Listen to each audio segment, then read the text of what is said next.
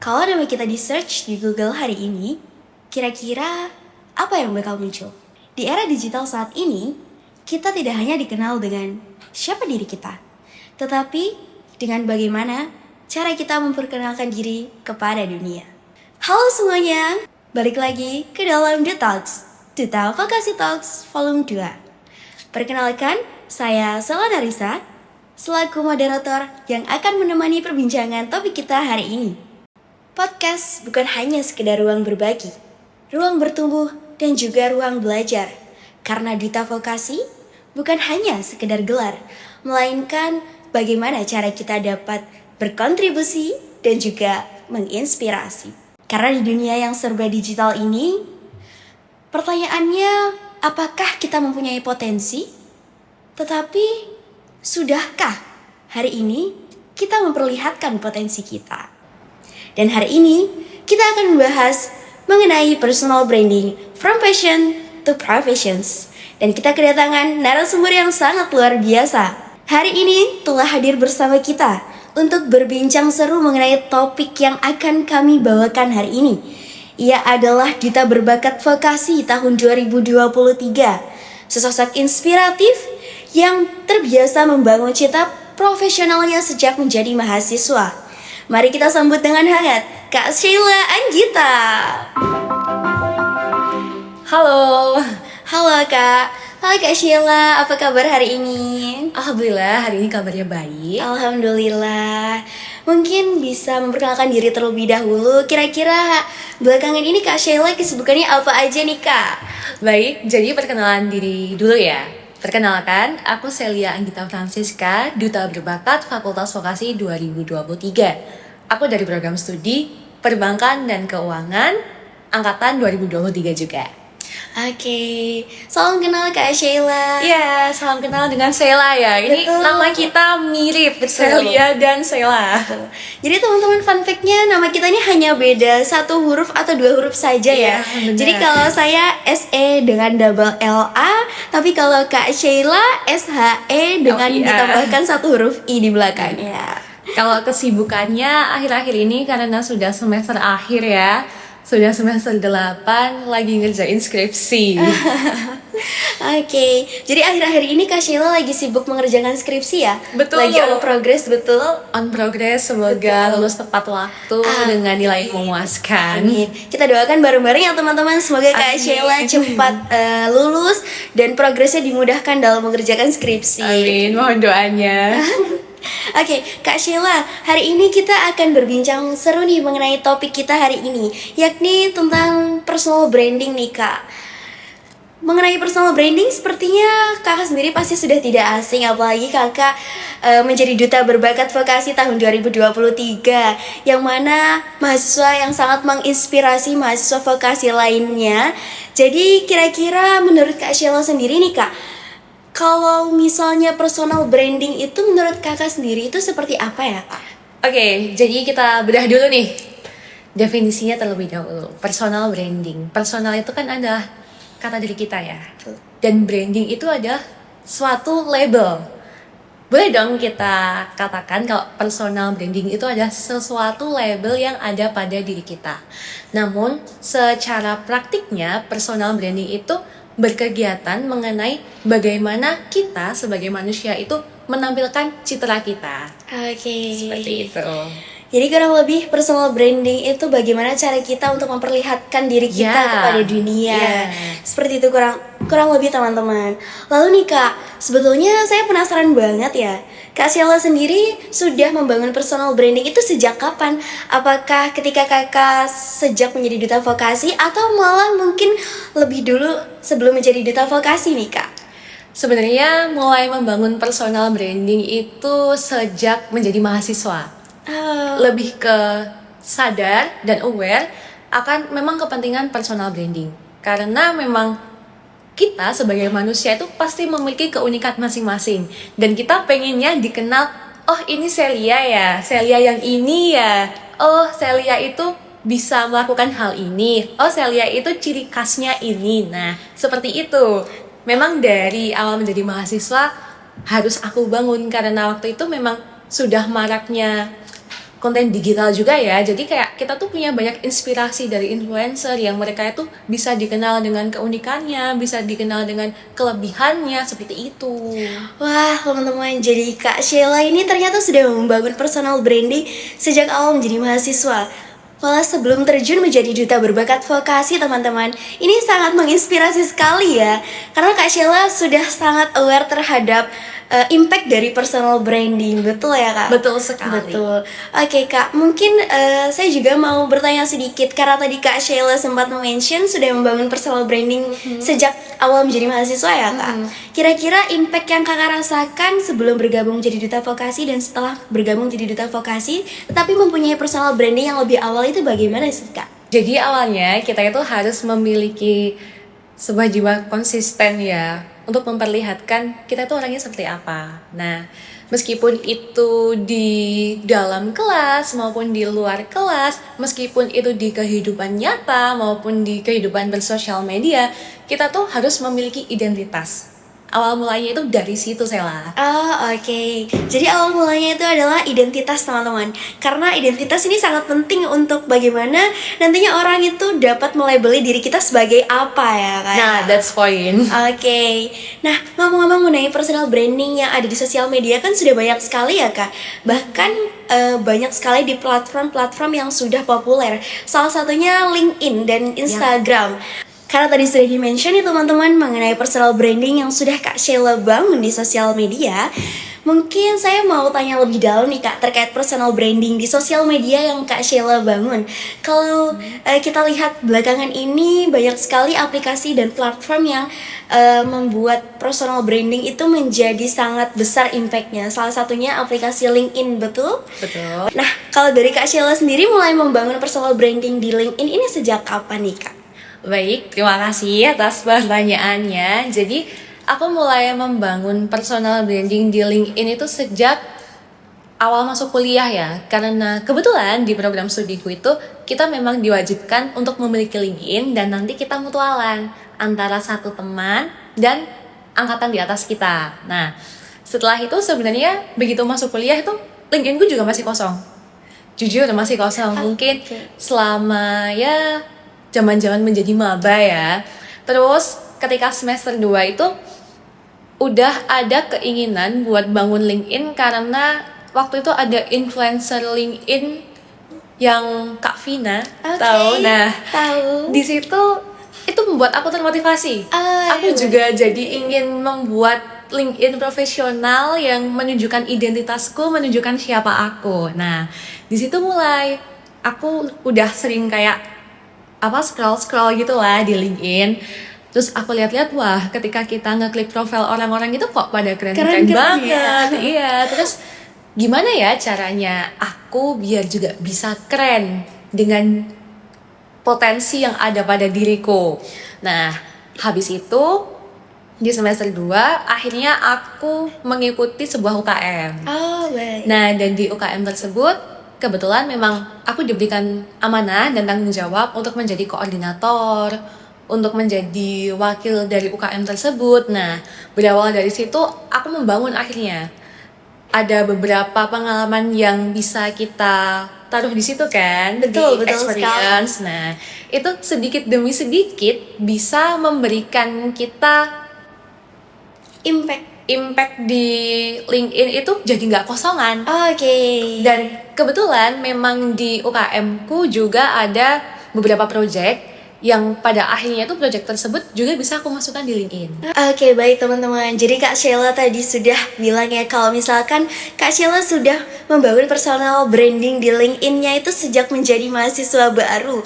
Wah, inspiratif sekali ya teman-teman karena masih menjadi mahasiswa baru tapi sudah berpikir ke depan, berpikir panjang untuk menaruh sedikit demi sedikit historicalnya di LinkedIn. Keren sekali Kak Sheila ini. Oke nih Kak, mungkin selanjutnya karena Kakak tadi sudah membangun personal branding di LinkedIn sejak maba, maka sedikit demi sedikit menaiki semester semakin lama berarti historical LinkedIn dan personal branding Kakak ini semakin baik, semakin meningkat ya di LinkedIn harusnya. Semakin ada tambahan. Jadi setelah menyelesaikan project di UKM, nah aku langsung di duta vokasi. di Duta Vokasi kan juga ada beberapa project tersebut itu juga bisa teman-teman masukkan di LinkedIn, karena itu kan juga menunjukkan sebuah keprofesionalitasan teman-teman mengerjakan sesuatu. Oke, keren sekali ya teman-teman Kak Sheila ini. Oke nih Kak, karena sudah membangun LinkedIn sejak lama dari awal maba, kalau boleh tahu ada gak sih Kak tips and tricks membangun LinkedIn yang baik dan benar itu bagaimana? Ada. Jadi di LinkedIn itu kita menerangkan nama terang kita. Oke. Lalu nanti kan di bawahnya ada moto profesional. Iya. Jadi kalau sedikit tips dari aku buat membangun personal branding di LinkedIn nih, kan itu Sela, ada namanya ya nanti ya Sela. Lalu di bagian moto profesionalnya itu bisa ditulis gelar kehormatan kayak nanti Sela, di bawahnya itu ada keterangannya sebagai Alfa Iya, gitu. Duta Vokasi 2025 Universitas Airlangga. Nah gitu.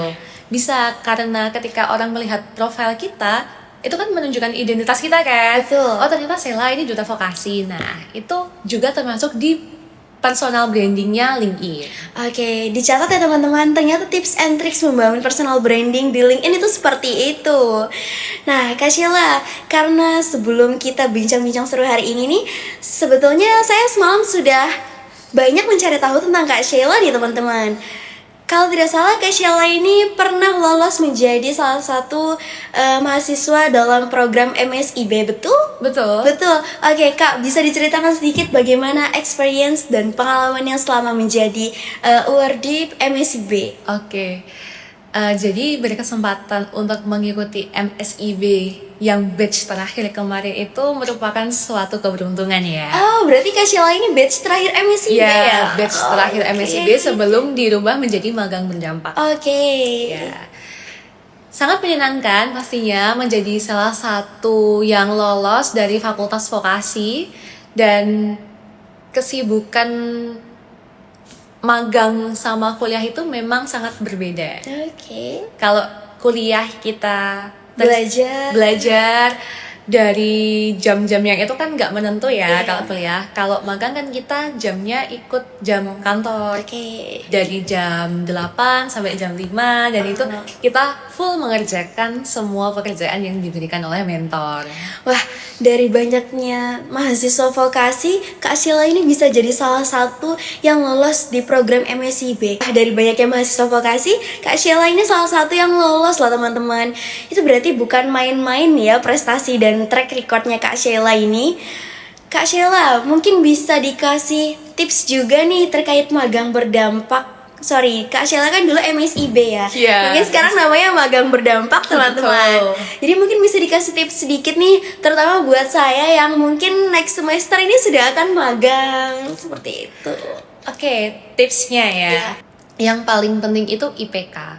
Mungkin beberapa orang bilang kalau IPK nggak penting, yang penting itu kita bisa survive, kita ikut organisasi, kita ikut kepanitiaan. Boleh kalian sibuk dengan organisasi, kepanitiaan, dan lain-lain, tapi akademik itu paling penting, karena itu merupakan awal dari kita difilter. Jadi ketika kita daftar magang, ketika kita daftar kerja, kan ada beberapa form gitu kan, itu ada menuliskan IPK. Nah dari situ nanti tuh ada filternya. Ketika difilter pasti dicari yang paling tinggi. Gitu pertama. Yang pertama nilai. Lanjut ke yang kedua. Setelah itu kalian harus memiliki CV. CV. Ya. Curriculum vitae. Betul. Kalau di CV itu kalian juga harus menunjukkan pengalaman kalian itu apa aja. Nah, setelah kalian menunjukkan pengalaman kalian apa aja, di situ juga diberitahu pengalaman yang sudah kalian lakukan itu berdampak apa, impactnya apa, ya kan? Setelah itu, setelah CV, kita juga memang harus bisa bersosialisasi. Ya, salah satunya kayak teman-teman melalui organisasi, kepanitiaan, volunteer, itu juga memang sangat membantu. Karena beberapa lowongan magang itu tuh mewajibkan kita untuk bisa menghandle sebuah event, mengharuskan kita untuk bisa menulis sebuah memo. lalu juga mengharuskan kita untuk bisa mempresentasikan sesuatu. Oke, jadi kurang lebih relasi ya kak.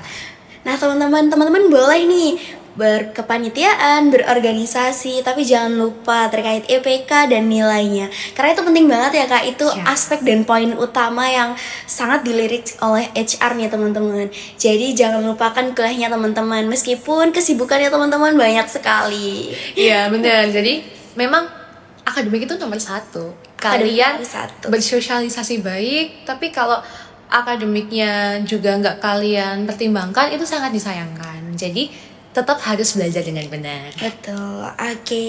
Kak Sheila, karena Kak Sheila tadi udah ngasih tips and tricks cara membangun LinkedIn, cara Kak Sheila untuk bisa lolos di program MSIB ini. Lalu Kak Sheila juga bilang kalau misalkan bagaimana sih cara kita bisa dilirik oleh HR, itu betul-betul sangat daging sekali ya di perbincangan kita hari ini.